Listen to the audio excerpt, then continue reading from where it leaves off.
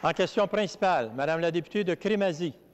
Monsieur le Président, ce matin, les enfants de M. Williard Wilson ont rendu public le rapport de la protectrice du citoyen concernant la mort tragique de leur père de 94 ans au centre des Grands Brûlés du CHUM, des suites de brûlures dans une baignoire au CHSLD, le manoir de l'ouest de l'île. Il est la deuxième victime en 2 ans à décéder par brûlure dans cet établissement, dont 83 % des lits sont achetés par l'Agence de santé de Montréal. La protectrice du citoyen juge très sévèrement le manoir, qui a attendu plus de 6 mois après le 2e décès pour faire installer un appareil de contrôle de la température de l'eau. Comment peut-on encore tolérer ça au Québec aujourd'hui? Madame la ministre déléguée aux services sociaux. Monsieur le Président, ce qui est soulevé par la députée de Crémazie ce matin est effectivement très malheureux. C'est un événement, ce sont des événements que personnellement et notre gouvernement déplorons. J'en suis profondément peinée et désolée, croyez-moi. C'est ce genre de situation, Monsieur le Président, qui ne devrait jamais survenir. Et je tiens à rappeler que toutes les résidences au Québec, qu'elles soient privées ou publiques, doivent assurer un milieu de vie adéquat auquel s'attendent effectivement les personnes âgées qui y résident. Et elles ont le droit, Monsieur le Président, faut-il le rappeler, à la dignité et à la sécurité. Dans le cas que soulève la députée de Crémazie ce matin, Monsieur le Président, il est important de savoir que la Régie du bâtiment actuellement travaille sur un certain nombre d'éléments pour faire en sorte que ce genre de situation, au niveau de la température de l'eau des bains, soit changé. Et effectivement, nous nous assurerons, Madame la députée, que dans les visites d'agrément et que le Conseil d'agrément du Québec tienne compte de cette mesure, qu'elle soit mise dans toutes les résidences privées et publiques au Québec.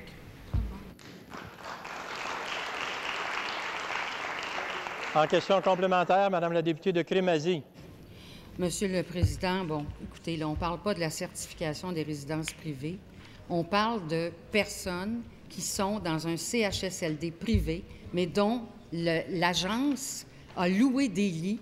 Alors, l'agence a la responsabilité de la sécurité et de la qualité des soins.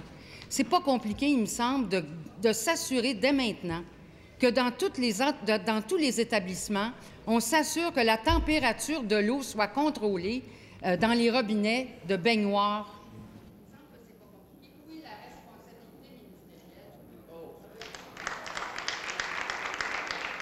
Madame la ministre responsable des aînés. Des histoires de cette nature, Monsieur le Président, sont toujours tristes à entendre et on offre nos condoléances à la famille. La négligence fait partie de la maltraitance et la négligence fait partie aussi d'un plan d'action gouvernemental, le premier dans l'histoire du Québec, que notre gouvernement a déposé, et nous allons tenir compte de tous ces facteurs. Ce plan sur 5 ans, avec 20 millions de dollars, touche mon collègue de la Santé, ma collègue déléguée aux services sociaux. L'étau se resserre. Nous n'allons accepter aucune négligence dans aucune résidence, qu'elle soit publique ou privée. C'est inacceptable.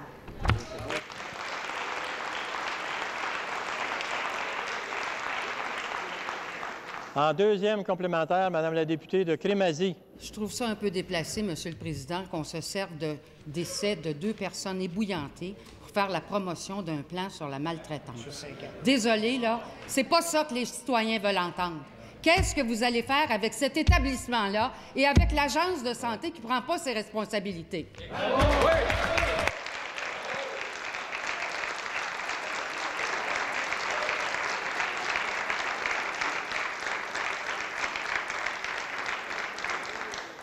Madame la ministre déléguée aux services sociaux. Monsieur le Président, il est toujours utile de rappeler à quel point notre gouvernement a été très actif au niveau du bien-être des personnes âgées. Un des exemples probants, c'est cette certification pour les résidences pour personnes âgées. Il faudrait se rappeler qu'avant la mise en place de cette résidence, Monsieur le Président, nous étions devant un néant et plutôt des résidences qui étaient illégales et clandestines. Nous avons changé cette situation, Monsieur le Président. Maintenant, la députée soulève un cas. Ce que j'ai à lui dire ce matin, c'est que toute la société, et en particulier l'Agence de Montréal et toutes les agences au Québec, Monsieur le Président, ont la responsabilité de s'assurer effectivement que l'ensemble des personnes âgées, qu'elles soient dans des milieux publics ou privés, qu'elles soient bien logées et en sécurité, Monsieur le Président.